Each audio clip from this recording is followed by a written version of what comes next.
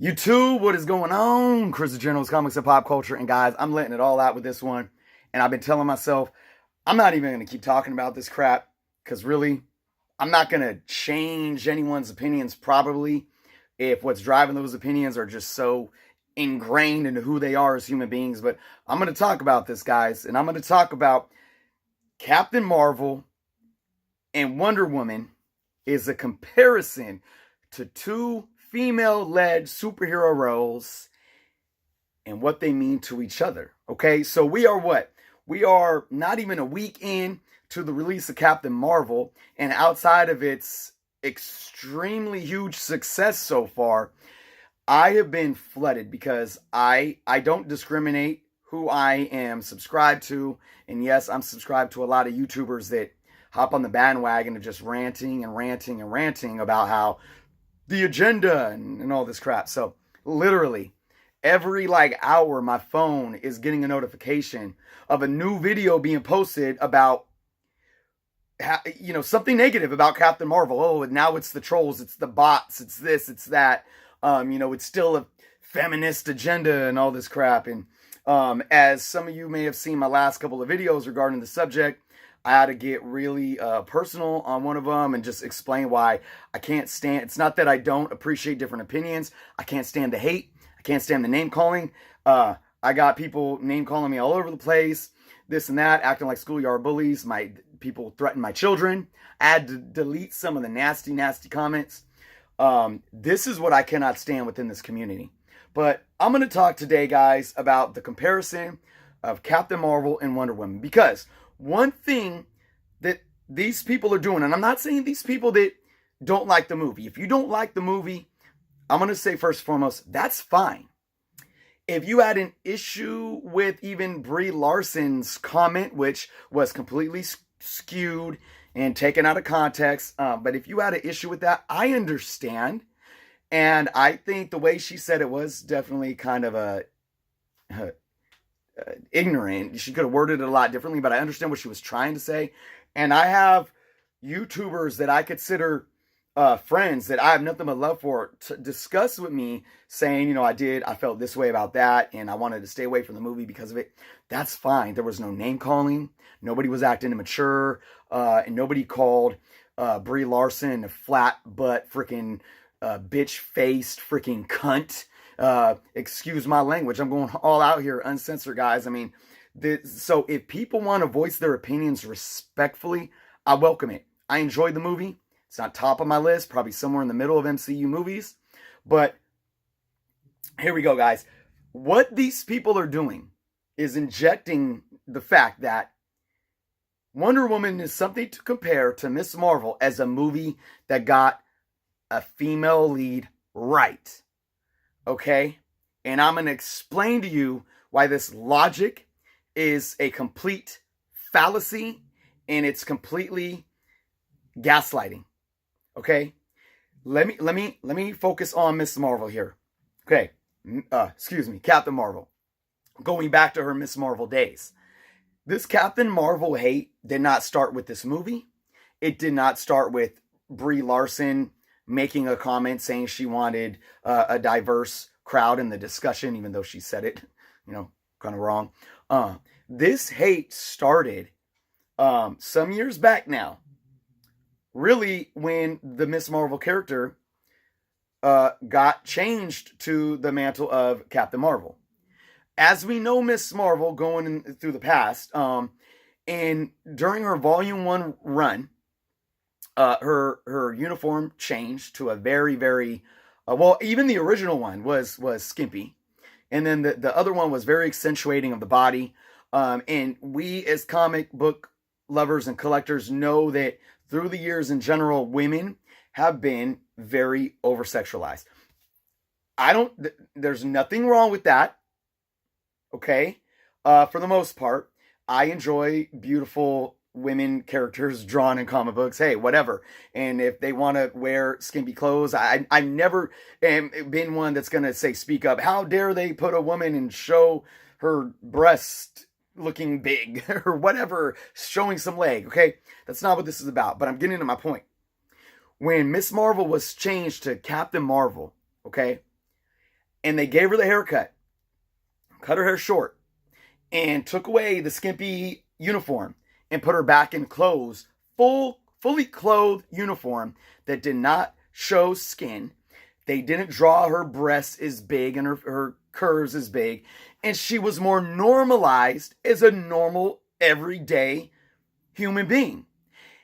And the over-sexualized nature went away. That's when this problem began.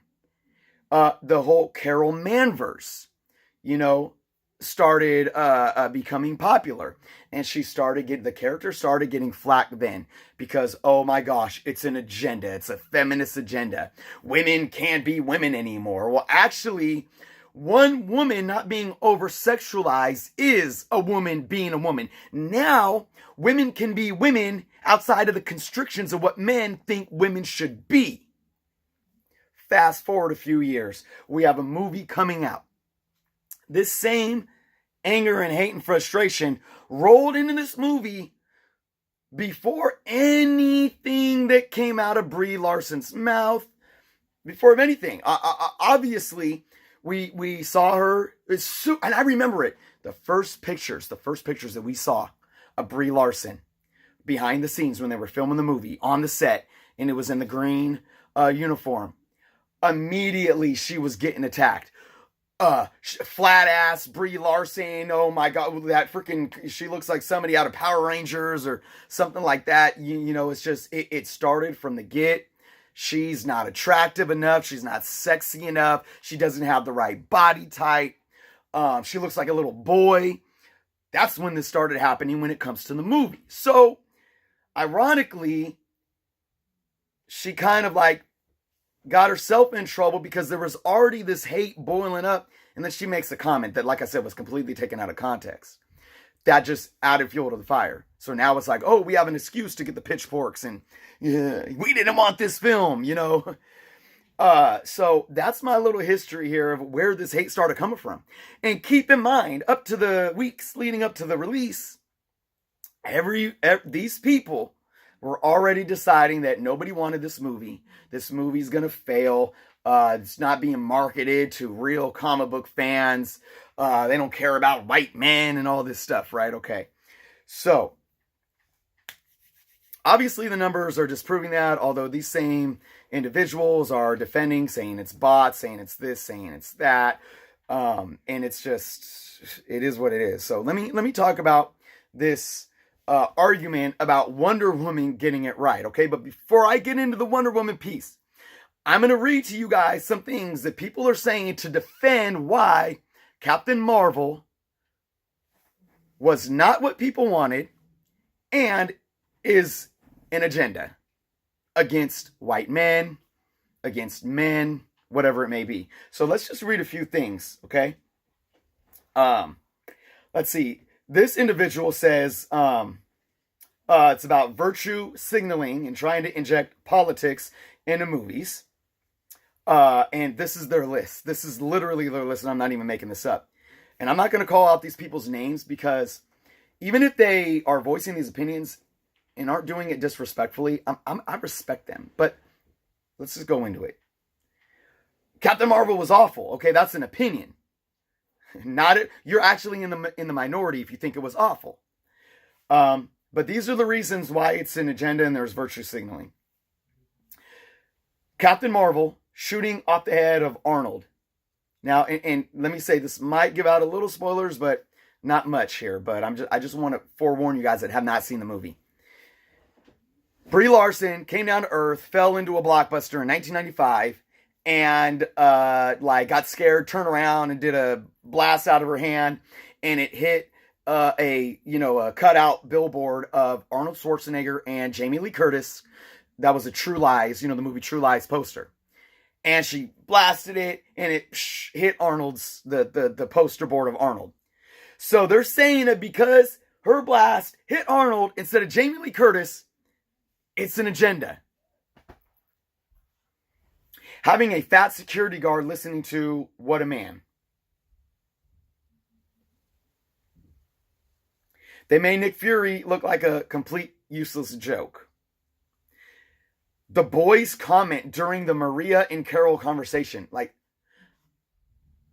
I don't even know what the hell he's talking about. Changing Marvel to a woman. I'll get into that. Because I think that's the only thing these people may have going for them. Maria getting upset about being called a young lady. I mean, if someone's like, listen here, young man. Excuse me? Don't call me young man. Unless you're my mother. So that's just complete. I mean, this is what I call fishing. This is what I call fishing. Okay. So, Carol's flashbacks of her being put down by boys. Okay. Let me try to put some of this stuff in context. Okay. First off, Carol Danvers was a tomboy. Okay. Especially, I'm just speaking how she was portrayed in this movie. Carol Danvers was a tomboy. That was obvious. Carol Danvers didn't want to, play dress up and play with dolls. She wanted to get out there and be rough and rugged. This is a fact that many women are like this. This is real. This is real life. Okay? The term tomboy, whether that's politically correct, I don't know. It is what it is. That's what I've learned growing up since the 80s. So I'm going to just call it how it is. She was a tomboy. Okay? She didn't like to do the girly stuff. And that's perfectly fine. Right? She also joined the military and wanted to serve her country. Now, in the movie, Monica, her friend, said something about, during that time, the only reason they were where they were with Marvel was because the Air Force and the military didn't allow women to, fly the planes or do certain things in the military. This is historical fact. This is not some agenda. This is fact. And they're showing you what it was like to be a woman in the military, wanting to do the same thing that all the men were doing and lay down their lives for their country. Let me talk about Marvel being a woman, and I'm going to get to Wonder Woman. Marvel being a woman, I agree that Marvel didn't need to have any specific gender at all. Marvel's role in this movie was very, very, very tiny, but it connected the pieces, okay? Honestly, there's no reason to be upset that they changed it to a woman. But I think what they're trying to say is, why did they have to change it to a woman? I'm going to explain why. Because it was in a military setting. If it wasn't in a military setting, I may be like, yeah, well, they didn't need to change her into a woman. But in the military setting, Captain Marvel looked up to Marvel and aspired to be her. Here is a ranking lieutenant or whatever she was in the military at a time where women didn't have as much leeway and equality in the military as men. It made sense to Carol's character because it was motivating and a driving factor of her duties serving her country. Any American that loves their country should see this and not go digging in the sandbox trying to find the cat shit. Because it's not there. I mean, and to say that this is some kind of deterrent from men, you could tell. Let me ride into the Nick Fury's character. Nick Fury was made to be he was demasculated and all this crap. So, when a man that is a badass, we know he's a badass, shows a sensitive side because he's hanging around a woman, he is no longer a badass. It makes no sense to me. I loved the chemistry between Brie Larson and Samuel L. Jackson and their characters, and I felt like it showed us a more sensitive human side of Agent Nick Fury, which was completely fine. It did nothing to take away his manhood. It showed more about his manhood, because believe me, it ain't soft to be kind and sensitive as a man. It is not. And if you think that, you have a completely distorted idea of what masculinity is. So I got another person saying that the way that Jude Law's character turned out to be the evil villain, they're attacking men because the man has to be evil. So which way is it? it's a war on men because the men can't be evil, but yet they can't be the nice guy. So you have Samuel L. Jackson, who was being an extremely nice man, and that's an attack on men. But you can't have the bad guy be a man either, because then it's an attack on men.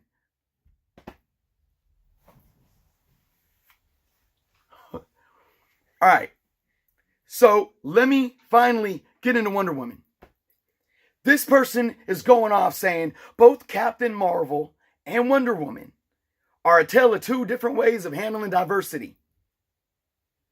And he goes into saying the differences between Nick Fury and Steve Trevor. Steve Trevor gave his life so Wonder Woman could save the day, becoming a loved character, and Captain Marvel took a badass like Nick Fury and turned him into a complete buffoon. Captain Marvel centered itself around making men look bad. And then he goes into Young Rogue, Drew Law's character. He's the abusive male mentor, making a loved character most viewed as a badass look like a joke. Bits and stuff sprinkled here and there. Wonder Woman. Check this out. Wonder Woman's whole presence is about Amazons, a group of big badass women that took themselves to a goddamn island, made it invisible to get away from men. The bad guy in the Wonder Woman movie is the War of God Ares, who is the incarnation of the hate against man. And the whole ideology in this film was that war is created by man, and man is destroying the world. Man is the flaw. How do you disregard that? Wonder Woman is the complete, total feminist agenda if I've ever seen one. This logic makes no sense. I love Wonder Woman. But this is how I think they validate it. Okay? What did I tell you about the history of the Captain Marvel in the comic books? This hate existed before the movie. Captain Marvel she was not sexualized. Wonder Woman, although a big badass Amazon that was all about girl power, was still a sex symbol. Don't get me wrong, I think Brie Larson is beautiful. And in my mind, you could still be a sexy, beautiful woman without having to be over-sexualized. Wonder Woman in the films is still over-sexualized. She's wearing a short little skirt. She's got a brassiere type thing with her boobs, her breasts, bulging out. And even in the, it's so funny. It's so funny. Because in that movie, even though it was empowering for women, the whole Wonder Woman being so oblivious to sex, and when her and Trevor are on the boat, and he gets unclothed after he bathes, and she's like, "Oh, I've never seen one of those before." It's like, this is reverse psychology here. They're using Wonder Woman because what did Wonder Woman do? It still tended to what men think a woman should be like. A woman can be the center of a movie, a strong lead of a movie. A woman can be a big badass Amazon superhero as long as they are serving the need of the male audience. And that is as long as they are over-sexualized. This movie, Captain Marvel, did nothing to demasculate or humiliate anybody. What it did was it humanized everyone. It took a big badass like Samuel L. Jackson and humanized him. And it took a woman like Carol Danvers and humanized her. And I told this person here that was saying all these things, do me a favor. Go out into the world and do a poll. Do a poll. Go talk to two types of women. Talk to women that may identify as being tomboyish. And then talk to women that were in the military during the 80s and 90s. And talk to them talk to the ones that were tomboys. Talk to them about their experience as a kid growing up being a tomboy and how they didn't fit in and probably how they were bullied for being tomboys. That is real life. It's happened. It's not feminist agenda. Ask how women in the military back then were not equal to their male counterparts, although they wanted to put their lives on the line just the same to go die for their country. That is not feminist agenda. That is reality. That is history. That is real. What isn't real is Wonder Woman, because that's fantasy. What Marvel did with this movie was took sci-fi and fantasy and allowed us to see real people within these roles. Wonder Woman is a great mythological role model, but that's what she is. She's mythological. She's bigger than life. Captain Marvel bleeds just like you and me. Well, pun intended, because now she has Kree blood. She was a human being like you or me, regardless if we are man or woman.